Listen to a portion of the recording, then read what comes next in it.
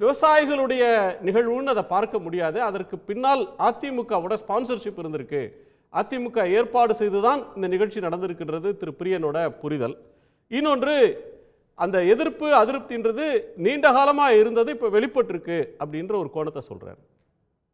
முதலமைச்சருக்கு டங்ஸ்டன் தடுத்து நிறுத்தினார் அப்படின்னு சொல்லி விழா எடுத்தாங்களே, அது திமுக ஏற்பாடு செய்ததாக 1000 பேர் சொல்கிறாங்க. அவங்க கருத்து. ஆனால் அந்த மக்கள் ஏற்பாடு செய்தார்கள்னு நடுநிலையாளர்கள் நம்புகிறார்கள்.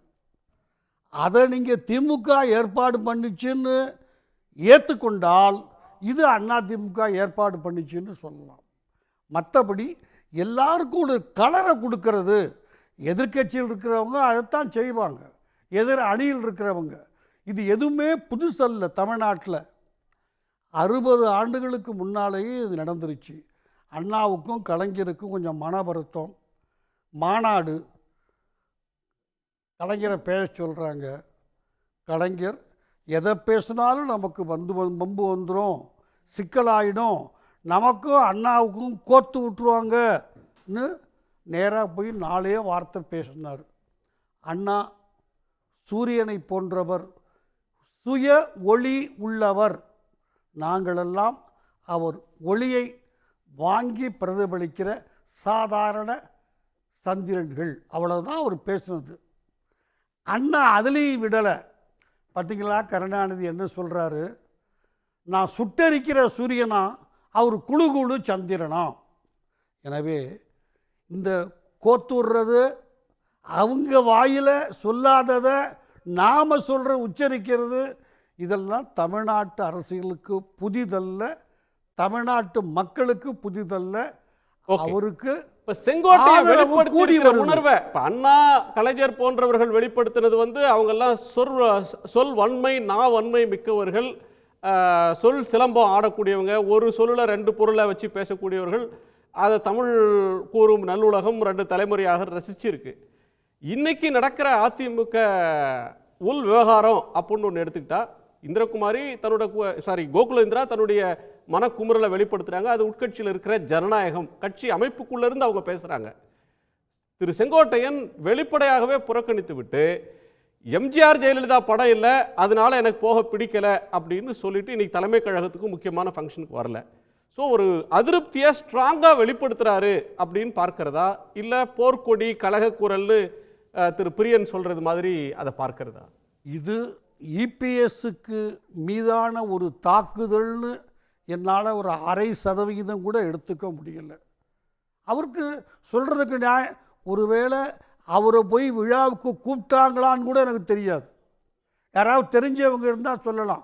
இல்லை செங்கோட்டையனை போய் ஒரு 50 பேர் விவசாயிகள் கூப்பிட்டாங்க சார், கூப்பிட்டாங்க. நீங்கள் கூப்பிடாம கூப்பிட்டாங்கன்னு சொல்லி அவரே சொல்லியிருக்கார். கூப்பிட்டாங்க பர்சனலாக கூப்பிட்டாங்க. உண்மை சார். எப்படி கூப்பிட்டாங்க?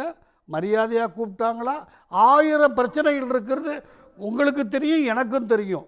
எனவே அவர் இந்த இபிஎஸ்ஸை எந்த விதத்துலையும் தப்பாக பேசலை. இபிஎஸ் போஸ்ட் அடித்தாலும் விட்டு போச்சுன்னு அவர் சொல்லவும் இல்லை. நாமளா இது அந்த காலத்தில் 60 ஆண்டுகளுக்கு முன்னால் இன்னைக்கு இபிஎஸும் செங்கோட்டையனும் என்ன ஸ்டேட்டஸோ அதுதான் அன்னைக்கு அண்ணாவுக்கும், அண்ணா முதலமைச்சர் அல்ல, கலைஞர் மந்திரி அல்ல, இருந்துச்சு. அதற்கு பிறகு அவங்க தங்களை எஸ்டாப்ளிஷ் பண்ணிக்கிட்டாங்க, தவிர்க்க முடியாத தலைவராக மாறிட்டாங்க. எனவே இது கோத்து விடுற முயற்சி.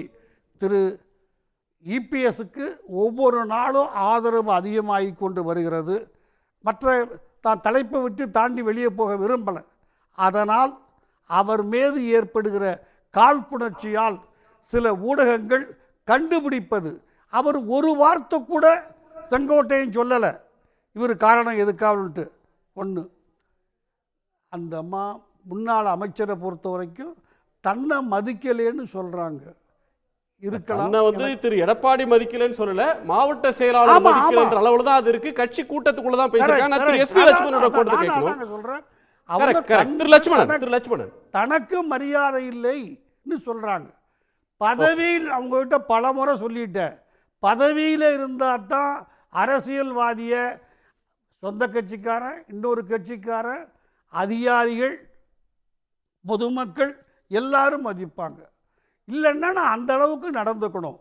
அந்த அம்மா மற்றவர்களை கவர்ந்து இழுக்கிற அளவுக்கு நடந்து கொள்ளவில்லை என்று அந்த அம்மாவே சொன்ன ஒரு கன்ஃபெஷன் ஸ்டேட்மெண்ட் இது. அவ்வளவுதான். இதில் எடப்பாடிக்கு நீங்களும் ஒத்துக்கிட்டீங்க. எடப்பாடிக்கு எந்த சம்பந்தமும் கிடையாது, எந்த லீடருக்கும் எந்த சம்பந்தமும் கிடையாது. Okay sir, okay. உடனுக்குடன் செய்திகளை தெரிந்து கொள்ள சன் நியூஸ் பெல் ஐகானை கிளிக் பண்ணுங்க.